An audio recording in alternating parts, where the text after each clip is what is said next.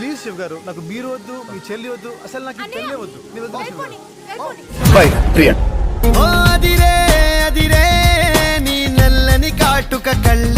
Hello guys, welcome to our channel power of movie lover and this is Venky.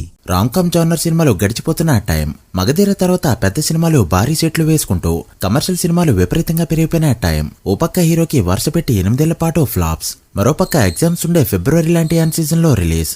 Cut చేస్తే Ram comms కి ఊపిరి పూసిన cinema market అయిపోయింది అనుకున్న హీరో అన్ సీజన్ లో రామ్ కామ్ తో పెట్టిన పెద్ద నెంబర్స్. అసలు 8 ఏళ్ల పాటు హిట్ అనే మాట వినని హీరో కట్ చేస్తే ఆ ఇయర్ ప్రతి అవార్డ్స్ లో కూడా బెస్ట్ యాక్టర్ గా నామినేషన్ లో పవన్ కళ్యాణ్, మహేష్ బాబు పక్కన ఉన్నాడు.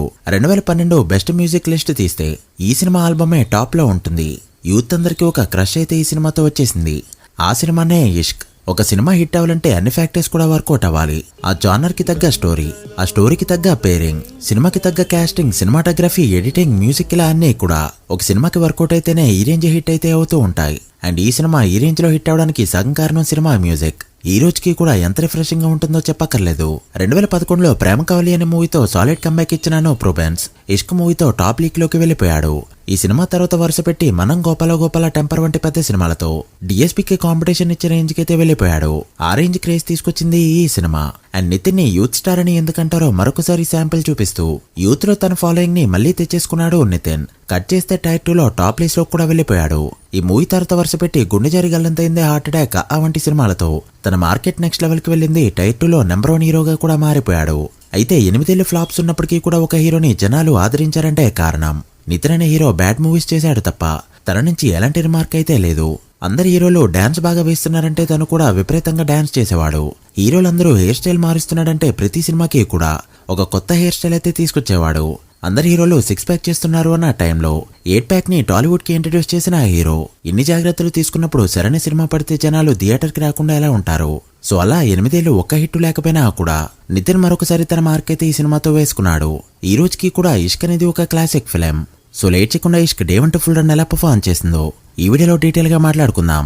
Welcome to final run series. ఈ సిరీస్ లో ఇది 42వ ఎపిసోడ్. ఇప్పటి వరకు 41 సినిమాలపై వీడియోస్ అయితే వచ్చాయి. మిస్ అయ్యుంటే ఒకసారి ప్లేలిస్ట్ లోకి వెళ్ళి చెక్ చేయండి. అండ్ ఈ సిరీస్ లో నెక్స్ట్ ఏ మూవీ వీడియో కాలో కూడా కమెంట్ చేయండి. అకేషన్ బట్టి చేద్దాం. వీడియోలోకి వెళ్ళే ముందు ఒక చిన్న రిక్వెస్ట్, మన ఛానల్ ని కొత్తగా ఎవరైనా విజిట్ చేస్తుంటే ఒకసారి ఛానల్లోని కంటెంట్ చూసి నచ్చితే సబ్స్క్రైబ్ చేసుకుని మాకు సపోర్ట్ చేయండి. అండ్ వీడియోని లైక్ చేసి మన స్టపీస్ ని ఫాలో అవడం మాత్రం మర్చిపోవద్దు.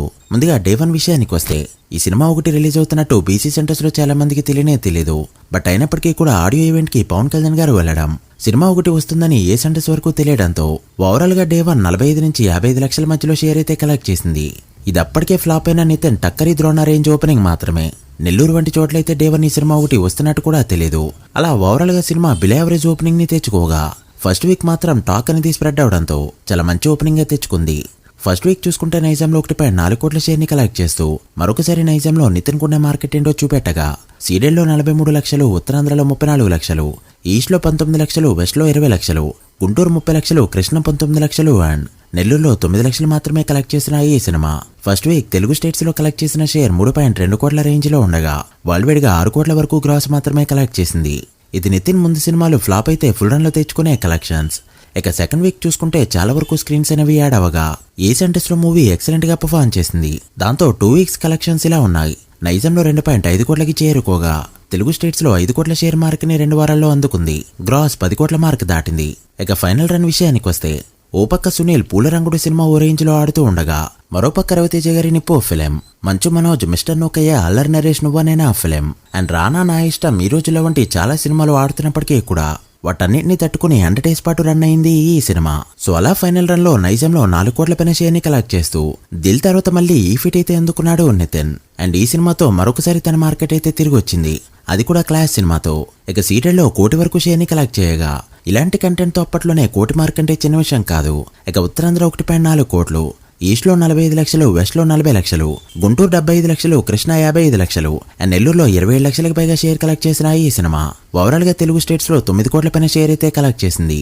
ఇక కర్ణాటక, రెస్ట్ ఆఫ్ ఇండియాలో మరో 2.5 కోట్ల వరకు షేర్ కలెక్ట్ చేయగా ఇష్క్ మూవీ ఫైనల్ రన్ లో టోటల్ వరల్డ్ వైడ్ గా కలెక్ట్ చేసిన షేర్ 11.5 కోట్ల మార్క్ దాటింది. వరల్డ్ వైడ్ గ్రాస్ 20 కోట్ల రేంజ్ లో ఉంది. ఈ మూవీ బిజినెస్ చాలా తక్కువగా జరగగా యావరేజ్ గా 2.5 నుంచి 3.5 కోట్ల మధ్య బ్రేక్ ఈవెన్ టార్గెట్ అయితే ఉంటుంది. సో వరల్డ్ వైడ్ గా 8 కోట్ల పైన ప్రాఫిట్ తో ఆ ఇయర్ ప్రాఫిట్ పరంగా one of the biggest blockbuster hit అనిపించుకుంది ఈ సినిమా. ఈ రోజుకి రామ్ కామ్స్ లో ది బెస్ట్ ఫిలిం.